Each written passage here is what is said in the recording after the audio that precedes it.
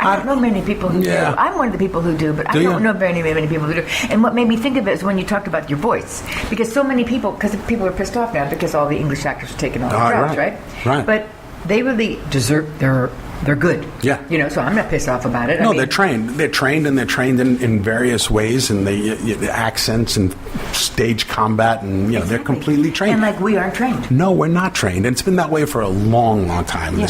I mean, we did this play reading series for years with Dan Laurie at the Cornet Theater. It went for 10 years. Yeah. Every Monday night, we read a new play for 10 years. What year was that? I wish I'd seen it. We did it. Because Cornet is still there. But now it's a music venue. Yeah, we're going to tear it down. It still looks the same because I have a friend that plays there all the time. When I go there, because I did so many plays there that the whole backstage area, and it's kind of feels like home. But I did them with Peter Falk, Charles Durning, Joe Mantegna, Richard. I mean, every actor you can think of would do these play readings, and you come in, you just do one rehearsal, and then we do a reading on stage for free. And it was just to introduce writers to the Hollywood community. And it was Dan really wrote it, worked it with Joe Caccacci and Richie Zavaglia. They kept the thing moving, and but then some actors would come in who hadn't been trained. Maybe they were TV stars, and then they'd get up on that stage, and it's like, I can't hear you. Mm-hmm. We're not coming in for a close-up. There's 300 people in the audience. We got to be able to.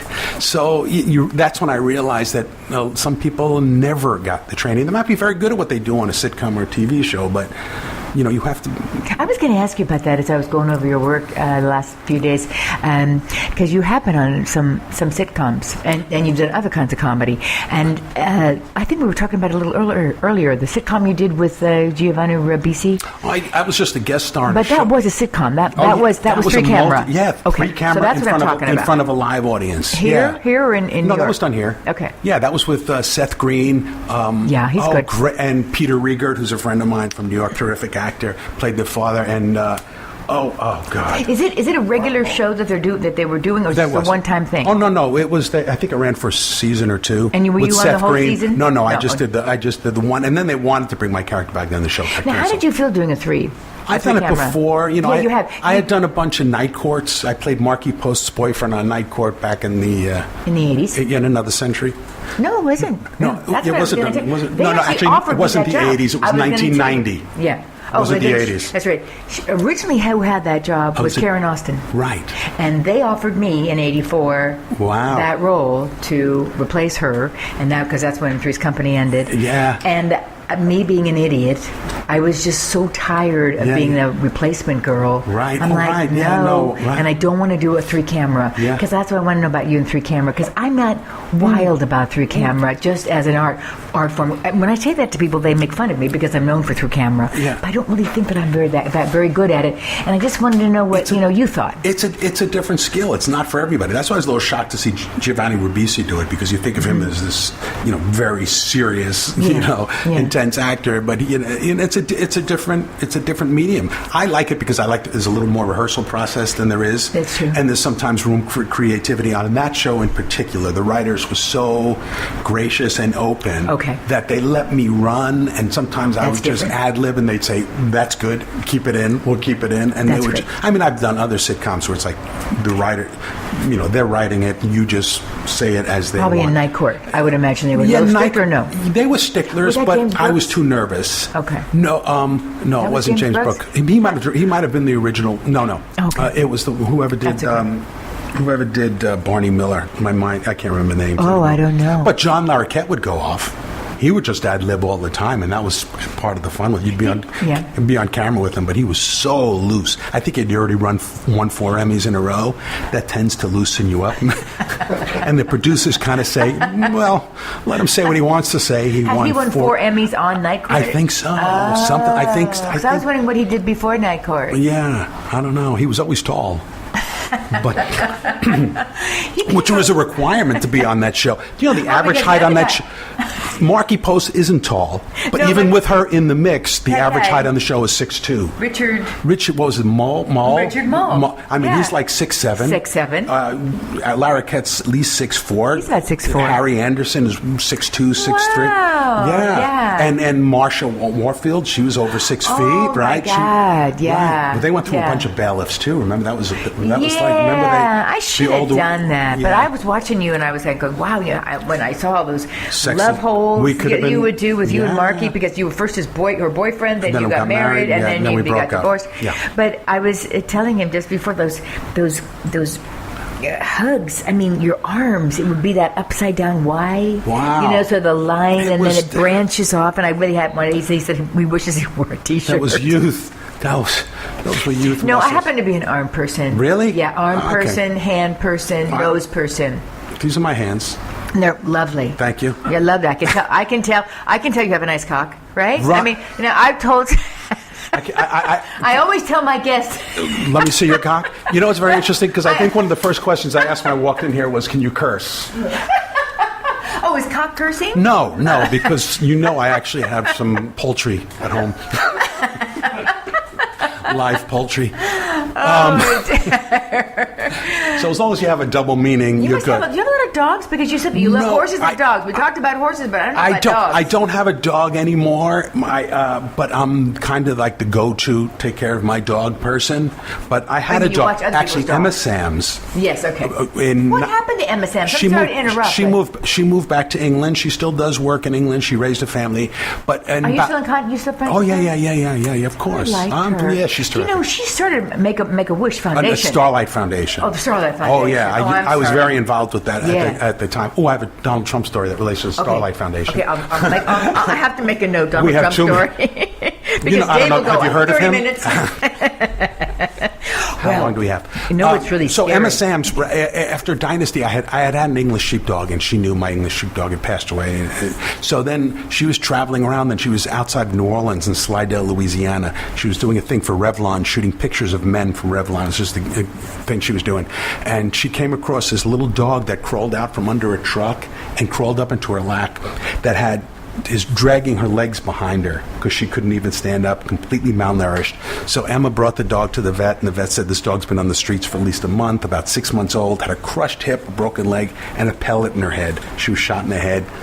And Emma called me and said the vet can't do anything because she's too weak, and she has two big dogs. Would I pick up the dog at the airport and keep it for a few days? I guess you realize the end of the story is 15 years later I had that dog.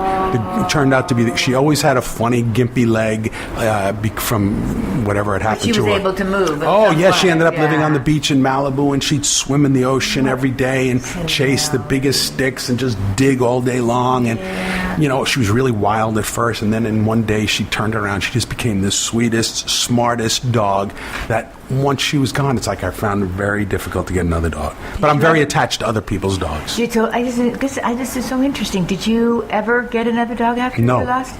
I always felt that way about my German Shepherd. Yeah. And I always make the joke that, I couldn't get another dog, and then I found my husband Ted. You know Yeah. what I mean? So it's like I got married Right, instead. right. And it's not really Is he true. paper trained? It was just a joke. I mean, it's not really true. I mean, thank God he listens to these and he goes, Jesus. Yeah, well, as long as he's housebroken, you're okay. But it's There were certain really there are certain dogs. Our neighbors. I used to have a neighbor a little poodle, those French poodle. When it died, its name was Lou. Then it died. Then she had Lou 1. Then she had Lou 2. And she kept named her Lou. Yeah. I just am not that way. No, I can't do it. I'm the same. No, way.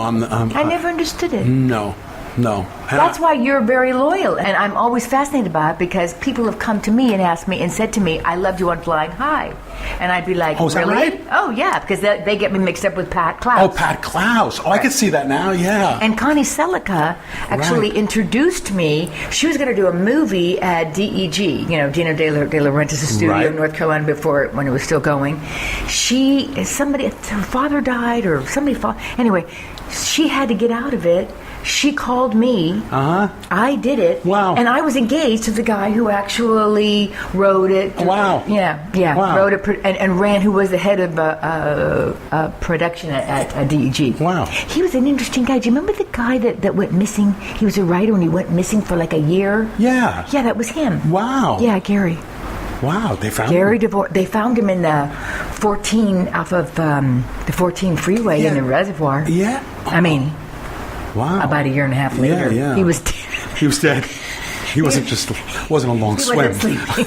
And the main thing that wasn't doing laps. But you know what's I'm really sorry. sad? I know it is. I shouldn't say No, that we because but Yeah. he was a wonderful person. But anyway, he used to be a truck driver. Wow. Because you know how when you drive. Yeah. I mean, do you get nervous when Catherine drives? Yeah. My husband gets nervous when I drive, but then there are other people that you just relax and you know that you're safe. That's how I used to feel about him driving. And then he drove in the 14. I'm you know how he I'm was not saying, that good at passing. Well, you know how I was saying when I read up and I was going through my life and I would get like really depressed sometimes going over your life, going, God, I could have had that. God, I did that. Oh my God, blah blah blah. But something better comes along. Well, sometimes. So I'm glad that I could have been with Gary. Well, I could have been dead in 14 That's true. off of the 14 hour. Yeah, you never know. Yeah. Or maybe he wouldn't have been. But I know. How many years were your parents married? My father died right after their 50th wedding anniversary. Soon after. And your mother, how long after? She's still alive. How old is she? She's 96. How lucky are you? Is she in New York? Is she No, we moved her out here. She lives with you? Well, no, she lives up in Santa Barbara. My sister and my brother live in Santa Barbara, so she's there. So yeah, I go up to Santa Barbara. She's there. She's 96. She's there's nothing. Her eyesight is kind of gone, and her hearing isn't good. No, her head's not good either, but her body is good. She's very strong. She's got like this peasant stock. It's like there's nothing wrong with her other than her hearing has failed and her eyes and her mind is going. But then she comes out of it, and you realize, it's still going on. What does your brother and sister do? Well, they're both kind of retired. My sister her husband ended up doing very well just by accident, and they moved up to Santa Barbara, and now they just really involve themselves in altruistic things. She was on the board and then became president of Domestic Violence Solutions up in Santa Barbara, which helps women who have been abused and find shelter for them. And because you don't think of Santa Barbara as a place. No, but it happens. It's that whole area. It happens everywhere. And there was a home for the women where they could go and feel safe, and the kids as well. So she was involved with that for many years. And my brother-in-law at one point they bought a property that had a lot of lemon trees on it. It was a ranch, stables, and he realized these groves, nobody was tending the lemons. And then he realized all over that area there are people that have avocado fields and orange that they don't do anything with. So he had the idea. He bought a truck. And he got volunteers, and he go to each of these individual places and say, since you're not, can we harvest the trees and the fruits on your thing? And then he'd bring them to a food bank, and he started a food bank with. What's it called? Well, okay, I'm sorry. Oh, jeez, but it's up in Santa Barbara. He's not involved in it anymore, but that's just they have a lot of money, but that's just the kind of thing that they do. They stay very involved with charities and politics. Do you remember that actor Peter something of the 80s? Strauss. How did I do that? I'm so Come glad on. because I'm good. That was pretty good. I'm good at one half, and you're good at the other. I guess so. I don't even know how I pulled that. He has an orange thing up there. Oh, is that right? Yes, Maybe. oranges. That's why he doesn't act anymore. There's a huge orange grove up there. Rich man, poor man. Yes, and I went to him I saw his orchard with Gary DeVore, the guy that ended up in right now 14th Reservoir. Yeah. Wow. Isn't that interesting? Yeah. And he was very anal. He was like, he knew he would draw the trees. He would know how many oranges were on the trees. Wow, good for him. And I could never figure out, I thought, what does that mean? Does that mean he's either good in bed or not? He might be like the kind that after he has sex, he jumps up and takes a shower because he's so anal. Yeah. Or he might be like really good because anybody that was that anal about the oranges might be anal about all the other things about women. Yeah. Anyway. I don't know. Isn't that interesting? I don't know. Not so much. No, but that's how women think. But anyway, I'm sorry. Well, I'm going to be careful how I talk about trees around women. Well, because I'm just curious. And I know you never had any children. No, but I think what's the question? Do you not like children? I just did a movie. I know you liked. Yes. I just did a movie called. It's not going to be there. Yes, it is. I Hate Kids. Wow, it is. How'd you find that? How do I know I this? just shot it last week. Excuse me, and it's the same director. Yes. John Asher. Agnes Asher. Asher. Yes. John. That did I kept somebody Marry Me. Yeah, that was an amazing. Which I got to talk about. That's an amazing experience. Yep. Yeah. So I Hate Kids is the name of the movie. Yeah. And I play a very small part in it. I play a character that actually doesn't hate kids. But it's the same So director. that was the acting. So that Yes. was cool. So Yeah. that would be fun. Yeah, and you know who was in it? Scott. Oh, Tom Everett Scott. You know who he is? He was in that movie, That Thing You Do. What a